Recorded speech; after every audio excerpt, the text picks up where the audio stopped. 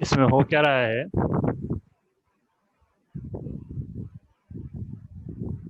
ये देख रहे हैं क्या चल रहा है। मैं जब भी ऊपर किसी हाँ टैब पे क्लिक कर रहा हूँ, उसके करस्पॉन्डिंग इंफॉर्मेशन ओपन हो जा रही जी। है ना। तो हम्म। HTML स्ट्रक्चर कैसा है मैं बताता हूँ आपको। एक डिव है जिसको सेंटर में लिया हुआ है हमने, टैब्स रैपर करके एक डिव बना रखी है। जी उसके अंदर दो डिव्स हैं, टैब्स ऊपर वाला, टैब्स कंटेंट नीचे वाला। जी टैब में तीन एंकर हैं। देखने वाली चीज उनपे ये जी। है, ठीक है, तीनों में और कुछ नहीं है। टैब्स कंटेंट के अंदर क्या है, टैब्स कंटेंट में तीन डिव हैं। टैब्स कंटेंट में। तो दो कहाँ हैं। हाँ, दो को ब्लॉक कर रखा होगा डिस्प्ले नन, और उसको उसके क्लिक पे कर रखा होगा आईडी के क्लिक पे या तो ओपन। बस यही होगा, स्ट्रक्चर कुछ ऐसा है। इसमें देखने वाली चीज एक ये है, इन तीनों पे जो ऊपर वाले एंकर हैं, एक तो इन पे कॉमन क्लास है टैब, जो स्टाइलिंग के लिए यूज की है। इन पे जो भी मार्जिन पैडिंग लगानी है वो सब यूज किया है। फर्स्ट वाली पे एक एक्टिव क्लास भी है, जो कि सर ये बूटस्ट्रैप वाली है या नहीं, ये टैब जो नॉर्मल है? है, नॉर्मल है, अपनी बनाई हुई है। बूटस्ट्रैप का कोई लेना देना नहीं है इसके अंदर। आप टैब की अच्छा जगह कुछ भी नाम दे सकते हो। अच्छा। डॉट टैब पे हमने वैसे तो लगा रखा है डिस्प्ले नन। आ गया। अच्छा सॉरी, इन पे डिस्प्ले नन क्यों लगाएंगे। टैब पे हम्म मार्जिन पैडिंग वगैरह लगी हुई है, तीनों दिखाई दे रहे हैं आपको। बस जो हम्म। एक्टिव क्लास है उस पे हमने एक्स्ट्रा क्या दे रखा है, बॉक्स शेडो। आपको ये जो शेडो दिखाई दे रही है चारों तरफ, हाँ। ये उससे आ रही है। हम्म एक्टिव, जब मैं CSS पे क्लिक करता हूँ, यहाँ नीचे कोडिंग में देखिएगा, हम्म। एक्टिव क्लास शिफ्ट हो जाती है। चूंकि जी। एक्टिव क्लास शिफ्ट हो जाती है तो वो शेडो एंड बॉर्डर रेडियस दोनों शिफ्ट हो जाती हैं। जिस पे भी हाँ क्लिक कर रहे हैं एक्टिव क्लास उस पे आ जाती है। जी। एक काम तो ये हो रहा है, हाँ। यानी एक काम तो मुझे ये करना है, जब भी ऊपर टैब, तीनों टैब में से किसी पे भी क्लिक होगा तो एक्टिव क्लास हम्म। हटानी है जिस पे है, फिर जिस पे क्लिक हुआ है उस पे लगानी है। जी। अच्छा, अब जब पेज लोड करते हैं तो HTML वाले पे एक्टिव क्लास बाय डिफ़ॉल्ट लगी रहती है, वो हमने HTML में डाल दी है। हम्म। और टैब्स कंटेंट में ये डिव जो है, जिस पे कंटेंट तीनों पे कॉमन क्लास है, उस पे एक्टिव क्लास हमने लगा रखी है। जो कंटेंट क्लास है वैसे तो उसका डिस्प्ले नन कर रखा है हमने। इससे क्या हम्म। हुआ था, तीनों कंटेंट गायब हो गए थे, तीनों डिव गायब हो गई थी, हम्म। ऐसे कुछ था ही नहीं। फिर हमने कहा वो वाली कंटेंट जिस पे एक्टिव क्लास लगी हुई है उसे शो कर दो। तो इससे अच्छा। वैसे तो तीन डिव थी लेकिन एक सिर्फ विजिबल है जिस पे एक्टिव क्लास है। जब ऊपर मैं जावास्क्रिप्ट पे क्लिक करता हूँ तो इन तीनों में जो एक्टिव क्लास है वो भी शिफ्ट होती है, और साथ साथ इनकी भी एक्टिव क्लास शिफ्ट होगी। यहाँ कोडिंग पे ध्यान दीजिएगा। हम्म। क्योंकि एक्टिव क्लास शिफ्ट हो गई, कंटेंट का तो डिस्प्ले नन है, अब एक्टिव क्लास जिस पे है सिर्फ वही दिख रही है। जी। बस मुझे करना यही है, एक्टिव क्लास को शिफ्ट करना है ऊपर भी और नीचे भी। एक्टिव क्लास को शिफ्ट करना ऊपर और नीचे, वो जो टैब वाली एक्टिव क्लास है? एक्टिव क्लास है मैम, एक्टिव क्लास टैब में भी शिफ्ट हो गई और कंटेंट में भी शिफ्ट होगी। टैब वाली एक्टिव हाँ क्लास नहीं, एक्टिव क्लास दोनों जगह है। हाँ।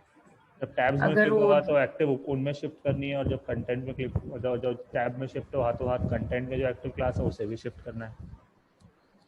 हम्म। करना कैसे है जी। कि जब अगर मैं HTML पे क्लिक करता हूँ तो इन तीनों में नीचे कंटेंट में से कौन सी डिव शो होनी है वो कैसे मालूम चल रहा है। HTML में हमने एक खुद से एक एट्रीब्यूट बनाया डेटा डैश आईडी करके। कस्टम एट्रीब्यूट होते हैं, यूजर डिफाइंड एट्रीब्यूट होते हैं। इनको और जो ऑलरेडी डिफाइंड एट्रीब्यूट है उनको अलग करने के लिए ही इनकी शुरुआत में डेटा शब्द आता है, वरना आईडी नाम से तो ऑलरेडी एक एट्रीब्यूट आपने पढ़ा हुआ है। जी। डेटा आईडी मेरा बनाया हुआ एट्रीब्यूट है, नाम मैं कुछ भी दे सकता था, शुरुआत में डेटा शब्द लगाना जरूरी है। इसके अंदर मैंने एट्रीब्यूट की वैल्यू दी है #1। यहाँ आप कुछ भी वैल्यू दे सकते हैं। जी। इसमें वैल्यू दी #2, इसमें दे दी 3। अगर मैं HTML पे क्लिक करता हूँ तो मुझे एक काम तो वही जो एक्टिव क्लास है वो जहाँ भी है वहाँ से हटा के HTML पे लगानी है। और इसके साथ साथ मैं क्या कर रहा हूँ, जिस मैंने HTML पे क्लिक किया इसकी डेटा आईडी एट्रीब्यूट की वैल्यू मैं उठाऊंगा, #1 मैं उठा लूंगा। मैं टैब्स कंटेंट डिव के अंदर जाऊंगा, ये चेक करूंगा इसके कौन से कंटेंट पे आईडी एट्रीब्यूट की वैल्यू है जो मुझे ऊपर से मिली है। मैंने HTML पे क्लिक किया, मुझे वैल्यू क्या मिली है, #ONE1। हैश को मैं हटा दूंगा इसमें से, मुझे बचेगा ONE। अब मैं चेक करूंगा कौन से चिल्ड्रन पे ONE नाम की आईडी लगी हुई है। सर फिर हैश उसमें हैश को नहीं देखेगा वो? हम हटाएंगे ना उसे, देखेगा क्यों नहीं देखेगा, बिल्कुल देखेगा, वो हमें हटाना पड़ेगा। बस ये हटाने वाला समझी नहीं, मतलब अभी आएगा समझ में। okay. हमने हैश को हटाया, जो बचा वो था ONE। हम टैब्स कंटेंट में आए, हमने ये ढूंढा कौन से चिल्ड्रन पे आईडी लगी हुई है जिसमें ONE आता है, वो है ये वाला। जी। तो हम इस पे एक्टिव क्लास लाके लगा देंगे, बस यही हो रहा है। करना क्या है वो मैंने आपको बताया, करना कैसे है वो अभी हम देखेंगे। इसका HTML CSS का काम मैं कुछ नहीं कर रहा हूँ, मैं सिर्फ जावास्क्रिप्ट बताऊंगा आपको। HTML कुछ ऐसा था,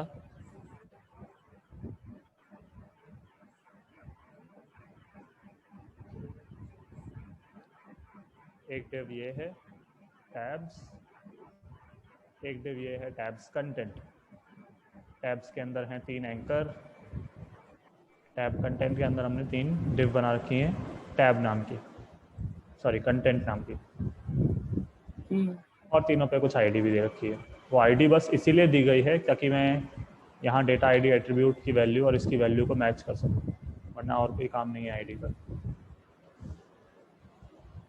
जी। जो डिस्प्ले हो रहा है पेज पे आपको इन तीनों में से, वो है ये वाला, और इन तीनों में से जिस पे शैडो लग रही है वो है ये वाला।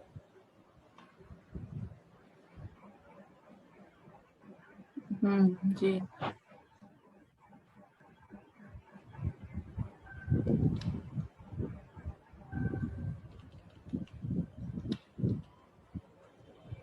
इस काम को 2 पार्ट में डिवाइड कर लेते हैं हम। सबसे पहला, जब मैं ऊपर किसी पे क्लिक करूं तो मुझे एक्टिव क्लास को शिफ्ट करना है, ठीक है। यानी जी। ये हैं टैब, इन तीनों पे क्लास लगी हुई है टैब।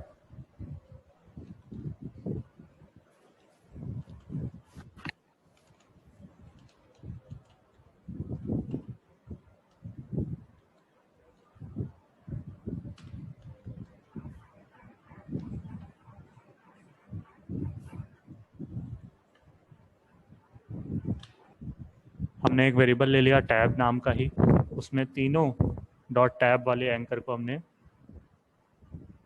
पुट करा दिया तीनों को। अगर आप कंसोल लॉग करा के देखेंगे तो वही HTML सिलेक्शन जो कल देखा था हमने, सॉरी HTML कलेक्शन, वो आएगा।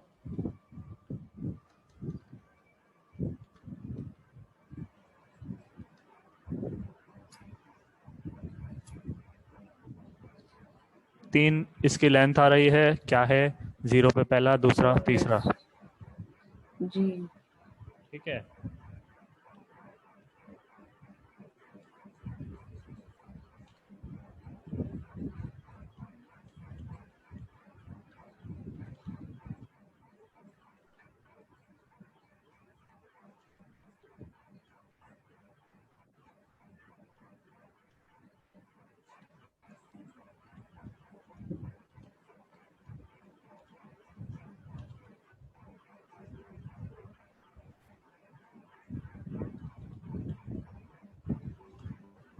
मुझे समझाइए 37, 38, 39 पे क्या हो रहा है।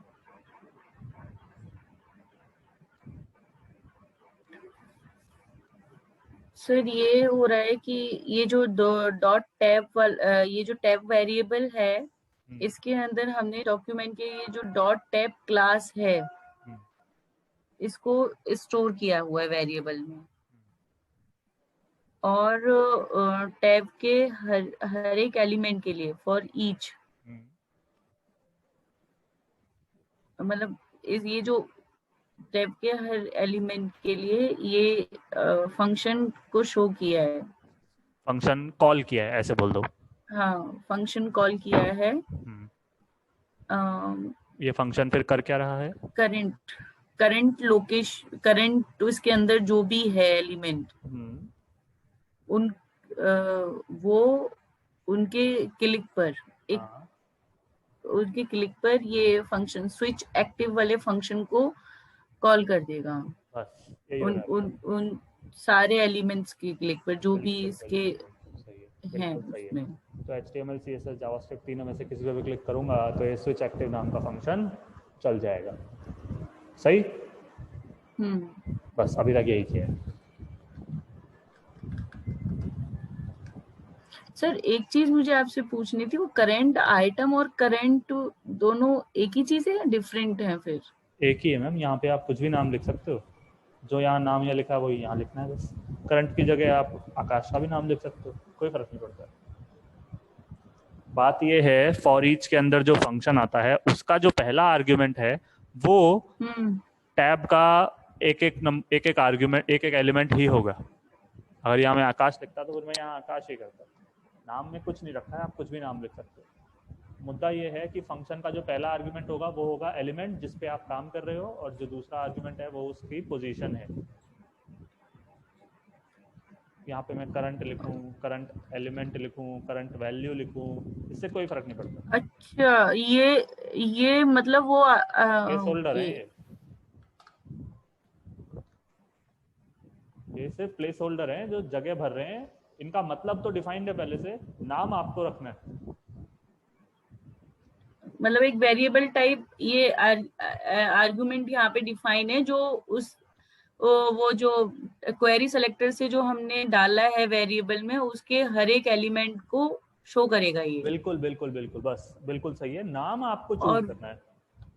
ओके, और वो किस इंडेक्स पे करेगा वो भी? हाँ, वो सेकंड नंबर पे आर्ग्यूमेंट आएगा। आप इंडेक्स का नाम भी आप कुछ भी दे सकते हो, आप पोजीशन भी दे सकते हो, आपको पोजीशन समझ में आता है तो कोई फर्क नहीं पड़ेगा नाम से।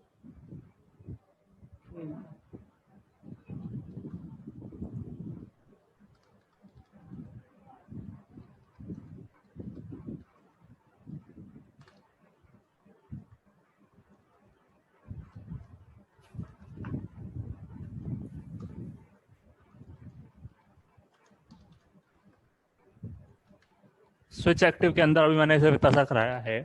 दिस डॉट इनर HTML को क्या किया, कंसोल लॉग कराया। इससे क्या होगा,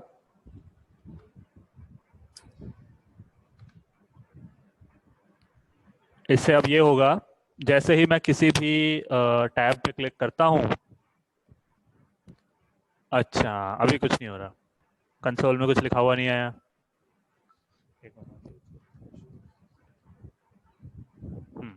मैंने ब्राउजर को थोड़ा छोटा किया है।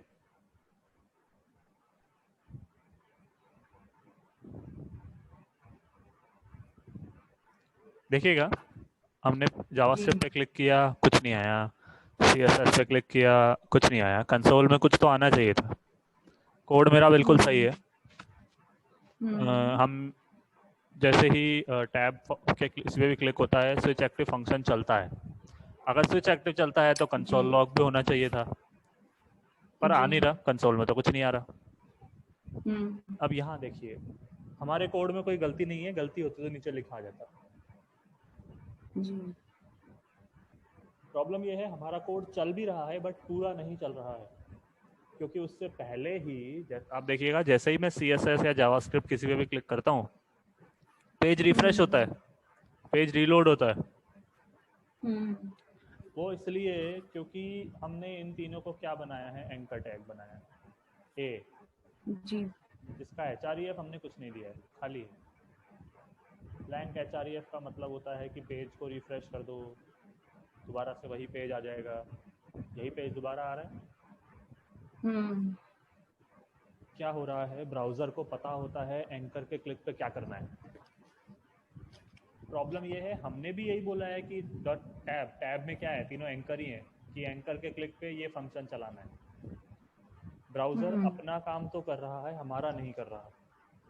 वो एंकर के क्लिक पे जो उसे करना है वो तो वो कर रहा है, रीलोड करना है पेज को, हमारा काम नहीं करना है।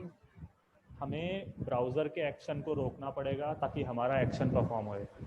जब तक हम ब्राउज़र के एक्शन को नहीं रोकेंगे, लाइन नंबर 42 कभी नहीं चलेगी, या इसकी जगह आप जो भी लिखोगे वो कभी नहीं चलेगा। एंकर पे जब क्लिक होता है, ब्राउज़र को पता है क्या करना होता है, HREF में जो भी पेज का नाम लिखा है वहाँ जाना होता है, कुछ नहीं लिखा है तो दोबारा सेम पेज कॉल करना होता है जी। ऐसे ही जब कोई फॉर्म होता है, हम फॉर्म सबमिट करते हैं, फॉर्म के सबमिट बटन पे क्लिक करते हैं, ब्राउज़र को पता होता है कि हमें क्या करना, उसे क्या करना है जी। इन्हें हम कहते हैं डिफॉल्ट एक्शन या डिफॉल्ट बिहेवियर ब्राउज़र का। यहाँ पे मुझे पहले उसे रोकना पड़ेगा, तब जाके मेरा काम होगा, वरना मेरा काम कभी नहीं होगा। 42 पे जो भी मैं लिखूंगा वो कभी एग्जीक्यूट नहीं होगा। तो क्या करें, देखिए यहाँ पे मैं आपको एक चीज बताऊं,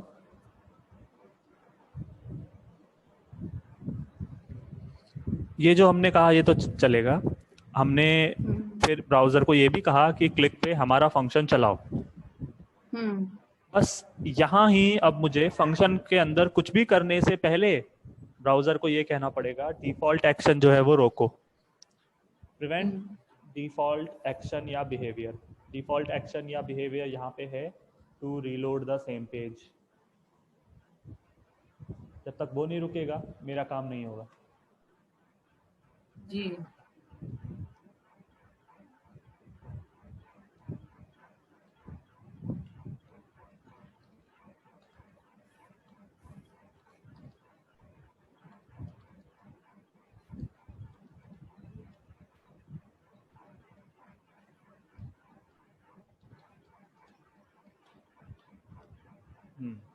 देखिए जैसे जिस प्रकार फॉर ईच अपने अंदर वाले फंक्शन को 2 आर्ग्यूमेंट देता ही है, जब भी एड इवेंट लिसनर के थ्रू कोई फंक्शन कॉल होता है, जैसे हमारे केस में हमने स्विच एक्टिव फंक्शन कॉल कराया है क्लिक होने पर करंट वैल्यू पे, उस फंक्शन को हमेशा आर्ग्यूमेंट के तौर पे मिलता है जो भी ब्राउज़र का डिफॉल्ट एक्शन है जो ब्राउज़र को परफॉर्म करना होता है। हमारे केस में वो जो डिफॉल्ट एक्शन है वो है पेज रीलोड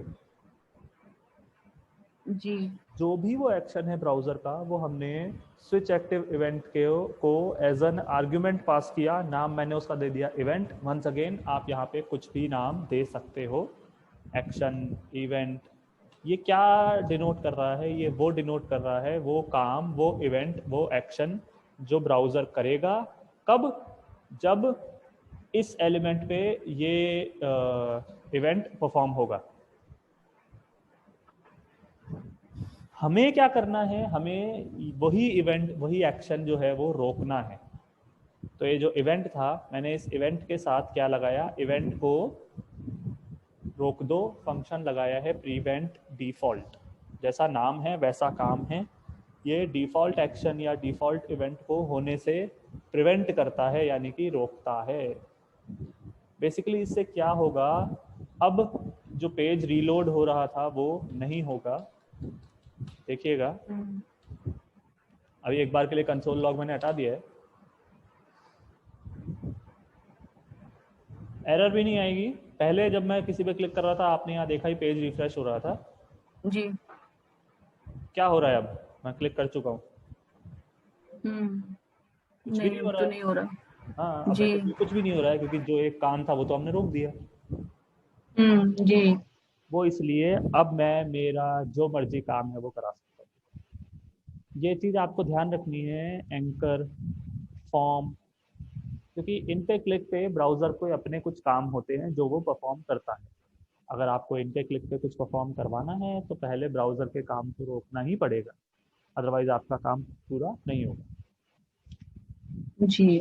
अगर हो सकता है मैंने यहाँ एंकर नहीं बनाए होते, पैराग्राफ ले लिया होता, कुछ और ले लेता, तो इसकी जरूरत नहीं थी मुझे प्रिवेंट डिफॉल्ट की, क्योंकि पैराग्राफ के क्लिक पे ब्राउजर कुछ नहीं करता खुद से, स्पैन के क्लिक पे कुछ नहीं करता, करता वो एंकर के क्लिक। चूंकि मैंने एंकर जी ले लिए थे तो मुझे ये करना ही पड़ेगा। जी ठीक है ना, ये यहाँ तक समझ रहे हैं आप? जी सर। ओके, अब मैं फ्री हूँ अपना काम कराने के लिए। ठीक है। हाँ, काम क्या है? काम वही था कि अब अगर मैंने CSS पे क्लिक किया है तो एक्टिव क्लास मुझे इस पे चाहिए। ठीक है। जी उसके लिए एक्टिव क्लास जहाँ है वहां से हटानी भी पड़ेगी। अगर सिर्फ ये करोगे कि एक्टिव क्लास इस पे लगा दो तो 2 एक्टिव क्लास हो जाएंगी। तो जी। प्रोसेस ये है, पहले HTML से एक्टिव क्लास हटेगी, फिर CSS पे लगेगी। समझ रहे हैं ना ये तो? जी सर। हाँ, मैंने कुछ कमेंट बना के भी लिखे हुए थे। हाँ,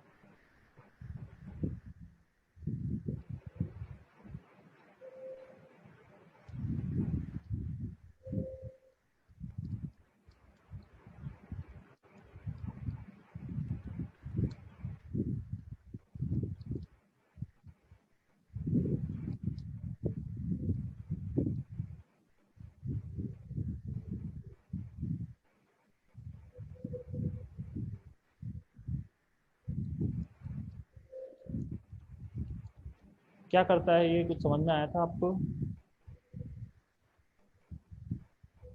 करंट डॉट क्लास लिस्ट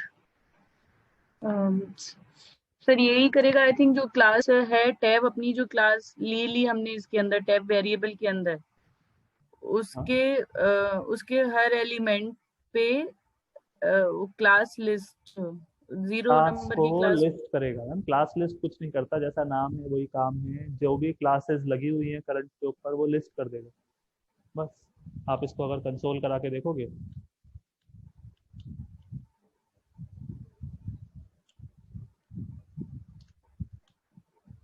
हमने क्या कहा, जितने भी टैब हैं, या ऐसे बोलूँ, हर एक टैब के लिए उसकी क्लास लिस्ट को कंसोल करो।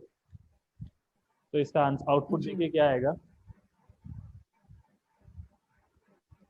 पहला वाला जो HTML है उस पे टैब और एक्टिव क्लास है, दूसरे वाले पे टैब और तीसरे वाले पे टैब। तो बस क्लास लिस्ट का काम है जितनी भी क्लासें होती हैं उन्हें लिस्ट करना, यानी उन्हें डिस्प्ले करना। जी अब इसका यूज कैसे कर रहा हूं मैं?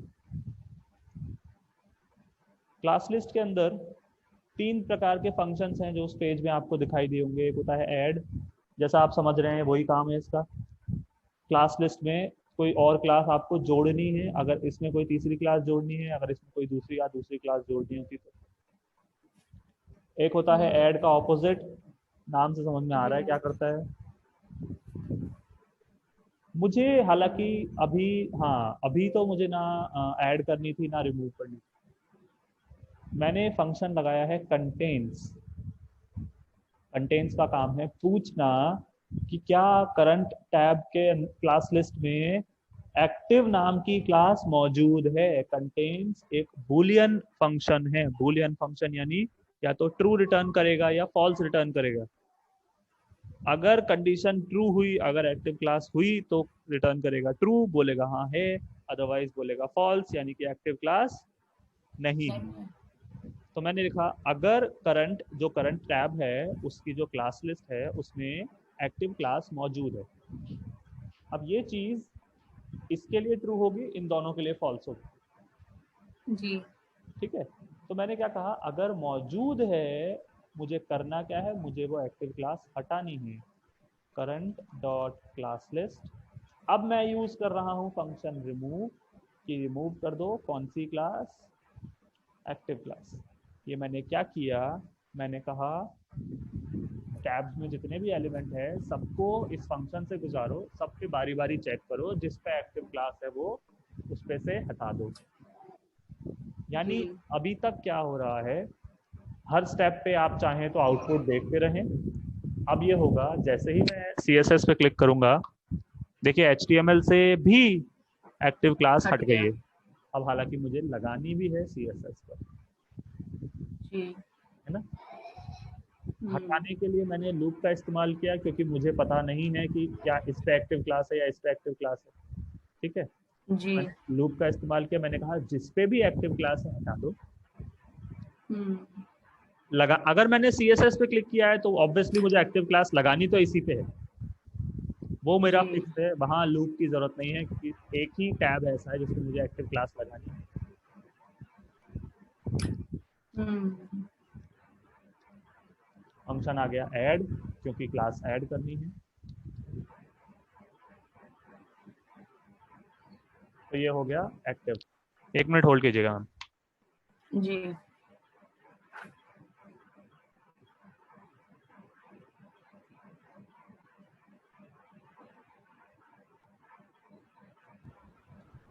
हाँ, तो मैंने कहा दिस, दिस क्या कर रहा है यहाँ पे, दिस क्या है, दिस वो वाला टैब है जिसपे आपने क्लिक किया है। ये कंटेन और रिमूव को चेक किया है। हाँ जी, दिस वो जिस पे हमने कंटेन एक्टिव को चेक किया है। नहीं, कंटेन और एक्टिव तो गए, दिस वो जिसपे आपने क्लिक किया था।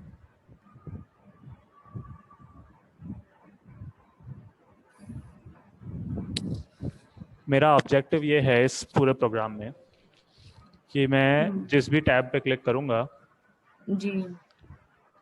ये वाला वहां पे एक्टिव बॉर्डर आ जाएगी। उस पे आ जाए और नीचे उसी का जी। कंटेंट एक्टिव हो जाए। जी। उसमें से अभी मैं कर रहा हूँ कि अगर मैं CSS पे क्लिक करता हूँ तो ये जो पूरा बॉर्डर और शेडो है ये उठ के इस पे आ हाँ। जाए। जी। तो मैंने क्लिक किया है CSS पे, तो दिस है CSS। जैसे ही क्लिक किया था मैंने, चूंकि कह रखा है स्विच एक्टिव फंक्शन चलेगा, उसने वो चला, पेज रीलोड को हमने रोक दिया। फिर मैंने कहा जिस भी टैब पे अभी के टाइम के लिए एक्टिव क्लास है वो हटा दो, और जी। फिर चूंकि मैंने CSS पे क्लिक किया है तो उस पे लगा दो। जी। ये हो रहा है अभी तक। इसको अगर हम एग्जीक्यूट करें, अगर जावास्क्रिप्ट पे क्लिक करता हूं तो यही प्रोसेस चलेगा। सबसे पहले एक्टिव क्लास तीनों को चेक किया जाएगा बारी बारी, जहां एक्टिव क्लास है वहां से हट जाएगी। फिर जी। अगली बार लूप नहीं चलेगा, क्योंकि जावास्क्रिप्ट पे ही लगानी है, वो फिक्स है, मैंने क्लिक उसी पे किया है, तो उस पर एक्टिव क्लास आ जाएगी। एक पार्ट तो जी। हमारा पूरा हो गया।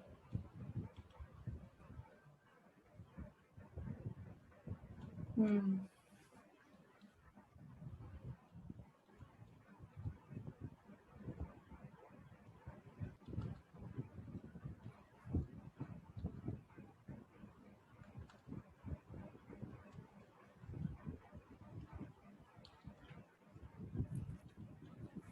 एंकर पे हमने एक कस्टम एट्रीब्यूट दे रखा था हमारा, डेटा डैश ID करके।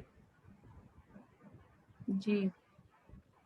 जिस भी एंकर पे मैंने क्लिक किया, उसका जो डेटा ID एट्रीब्यूट की वैल्यू है वो मैंने कंसोल कराई है।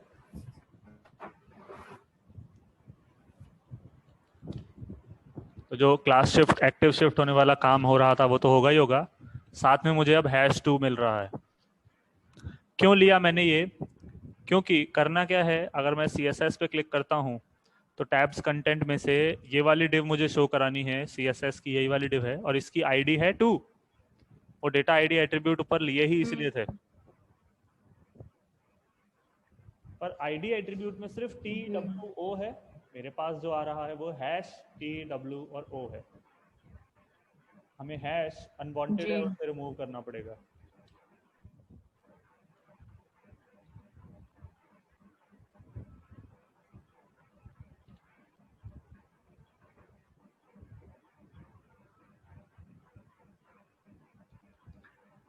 तो सर हमने उसमें हैश लगाते हैं या नहीं लगाते, जरूरी नहीं है, बट अब लगा रखा है तो फिर क्या करें। बिना हैश के भी काम हो सकता था, बट मैंने लगाया है थोड़ी सी कॉम्प्लेक्सिटी बढ़ाने के लिए। बहुत जगह आपको लगा हुआ दिखेगा, तो उसमें फिर हमें हैश हटाना भी पड़ता है। अब मेरे पास सिर्फ 3 2 या 1 आ रहा है। क्या लगाया मैंने? फंक्शन हमने पढ़ा हुआ है, याद है? हाँ सर याद तो है कि इसकी जगह एक और फंक्शन यूज कर सकता हूँ, उसको कौन सा? सिलाइस, सिलाइस, पक्का बताओ मुझे। हाँ सिलाइस, सब स्ट्रिंग और सब str, हाँ सर सिलाइस ही था। अगर ये लगा दूंगा तो सर सब str में कुछ लेंथ वाला था, कुछ लेंथ के साथ दो आर्गुमेंट पास होने थे, एक पोजीशन और एक लेंथ। एक्चुअली यहाँ पे तो मैं तीनों में से कोई सा भी फंक्शन लगा सकता हूँ, चाहे स्लाइस, चाहे सब स्ट्रिंग, चाहे सब str। तीनों फंक्शन अगर सिंगल आर्ग्यूमेंट आप देते हो, वहां से बची हुई स्ट्रिंग ले आते हैं। तो मुझे यही करना है, फर्स्ट पोजीशन यानी कि सेकंड कैरेक्टर जो है वहां से बची हुई स्ट्रिंग लेके आनी है। मैं चाहे यहाँ स्लाइस लगाऊं, चाहे यहाँ सब स्ट्रिंग लगाऊं, चाहे यहाँ सब str लगाऊं, कोई फर्क नहीं पड़ता। जो आपको याद आ जाए इस केस में वो अच्छा। मुझे सब स्ट्रिंग याद आ गया तो सब स्ट्रिंग। खैर ये मैंने कंसोल कराया, अभी मुझे कंसोल तो नहीं कराना। क्यों ना इसको एक वेरिएबल में ले लेते हैं, एक वेरिएबल में डाल दिया इसको। लिया क्यों है? अब मुझे ये करना है, अगर मैंने CSS पे क्लिक किया है, मैं ये अज्यूम कर रहा हूँ कि मैं CSS पर ही क्लिक करूंगा, तो मेरे हाथ में आएगा 2, डेटा आईडी वेरिएबल में आएगा 2। मुझे करना ये है, टैब्स कंटेंट के वो वाला चाइल्ड, वो वाला चिल्ड्रन जिसकी आईडी है 2, उस पे एक्टिव क्लास लगा देनी है।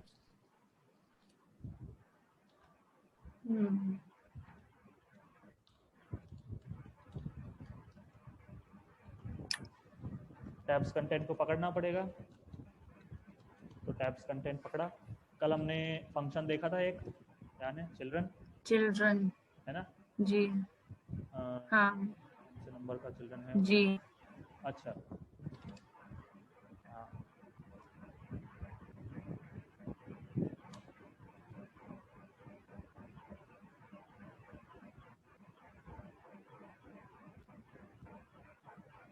अरे डायरेक्टली कैसे लगा देंगे?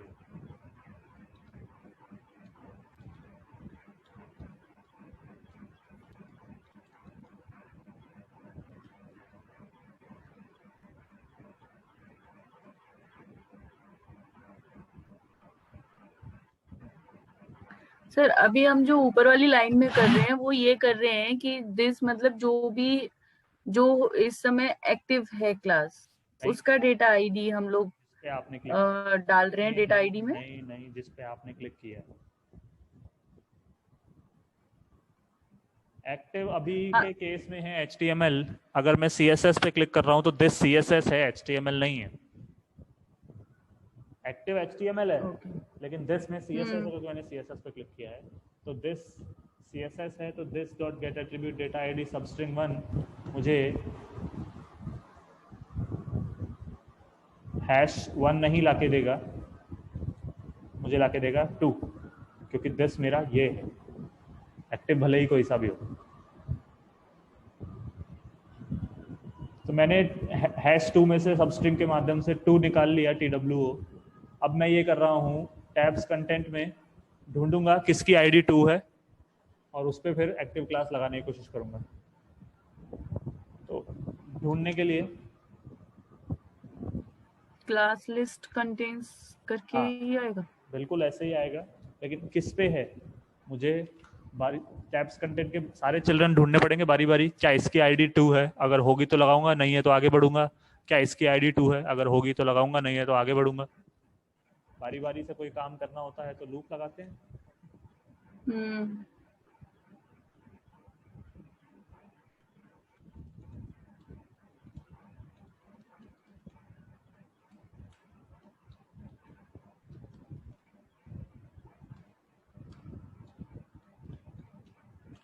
मैंने कहा टैब्स कंटेंट के चिल्ड्रन के आगे देखिए मैंने 0 1 2 3 कुछ नहीं लिखा है, मतलब सारे चिल्ड्रन जितने भी हैं उनको चाहो तो एक वेरिएबल में ले लो। हेलो हाँ, उनको एक वेरिएबल में ले लीजिए, ये कह रहा हूँ।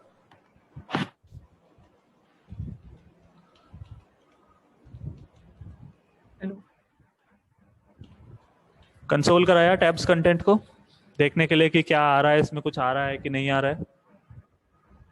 एक्टिव क्लास शिफ्ट तो हो गई, और नीचे देखेंगे टैब्स कंटेंट के चिल्ड्रन, ये 1 2 और 3। ठीक है। जी। अब इस टैब्स कंटेंट में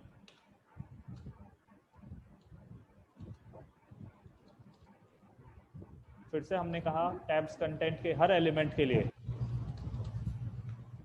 कि अगर करंट यानी टैब्स कंटेंट का वो वाला चिल्ड्रन जिस पे अभी हम फोकस कर रहे हैं, हमारा जिस पे अभी काम हो रहा है, उसकी क्लास लिस्ट में मौजूद है, कंटेन्स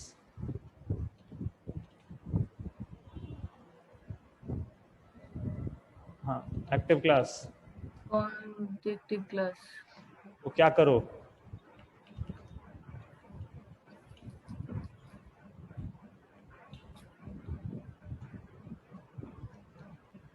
क्या कर दो, रिमूव कर दो एक्टिव क्लास। सेम फंडा जो यहां लगाया है, सेम टू सेम यहां आ गया।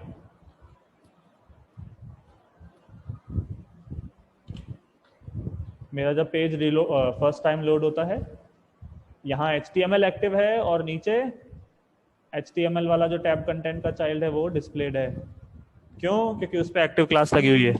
अगर मैंने CSS पे क्लिक किया है तो मुझे ये वाला टैब कंटेंट दिखाना है 2 वाला, तो उसके लिए HTML को हाइड होना पड़ेगा।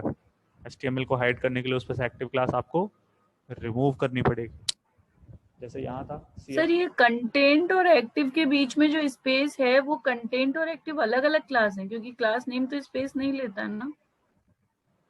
कहाँ पहुंच गए आप CSS की दूसरी ये क्लास? एक्टिव अलग कोई क्लास है जो पहले से डिफाइंड है। यहाँ क्या हो रहा है?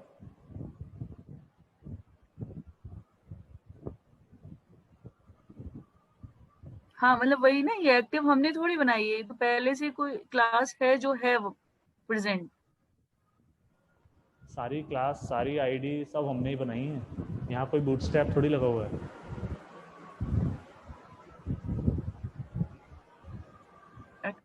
अच्छा ठीक है सर।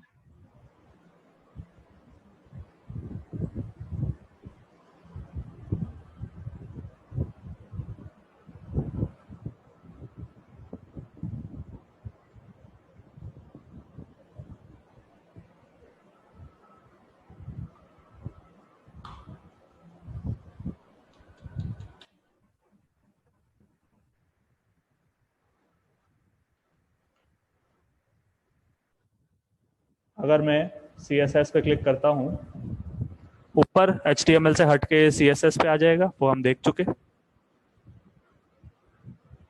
और नीचे कुछ भी नहीं हुआ। Okay, tabs content dot for each is not a function।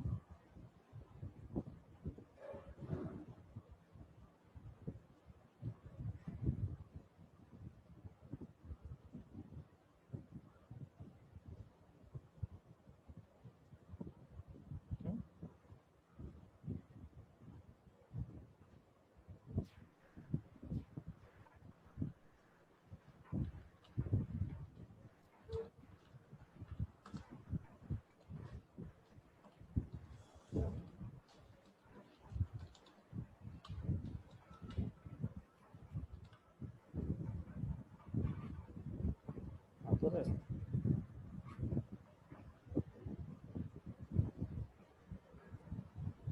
दो बार क्यों?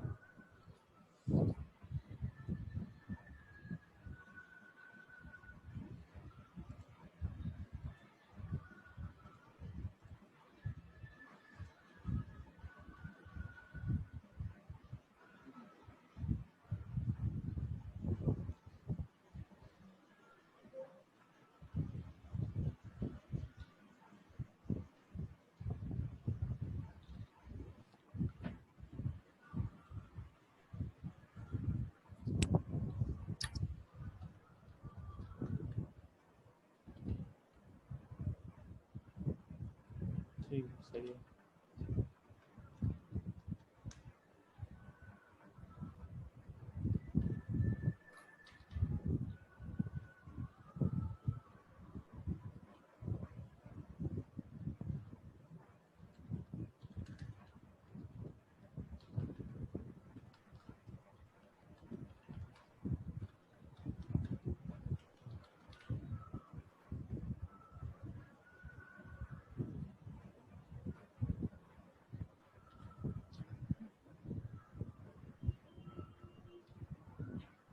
ओके, इसको फिर ऐसे करते हैं,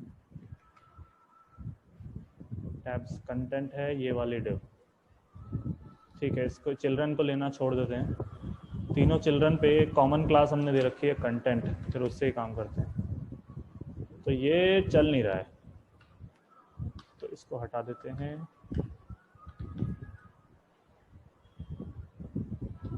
Let content is document dot query selector all, इसके चिल्ड्रन को पकड़ रहा हूँ मैं, पकड़ रहा था मैं, अब मैं जिस पे कंटेंट क्लास है उसे पकड़ रहा हूँ। दोनों चीज़ें इन्हीं तीनों डिव को पॉइंट कर रही हैं, तो कंटेंट क्लास भी इन तीनों पे है और टैब्स कंटेंट के चिल्ड्रन भी ये तीनों है, but for some reason tabs content children से हमारा काम नहीं हो रहा है। तो मैंने ये करके देखा है, query selector all dot content, ये भी इन्हीं तीनों डिव की बात हो रही है, या टैब्स कंटेंट के चिल्ड्रन, ये भी इन तीनों डिव की बात हो रही है। अगर उससे नहीं चल रहा है तो मैं देखता हूँ इससे चल जाएगा।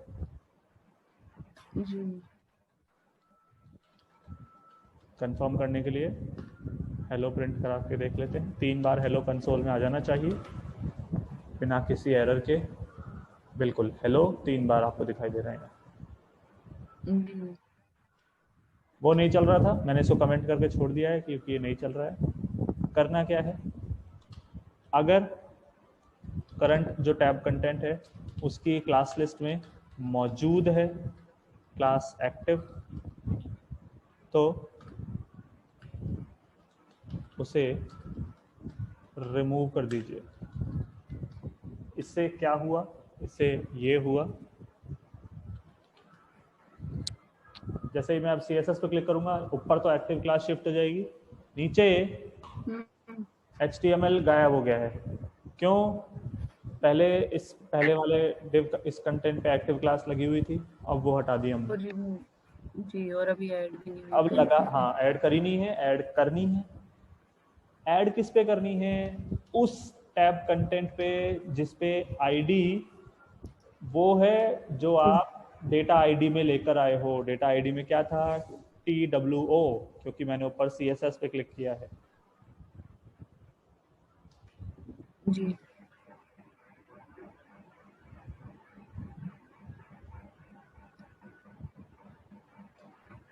फिर से फॉर ईच चलाया,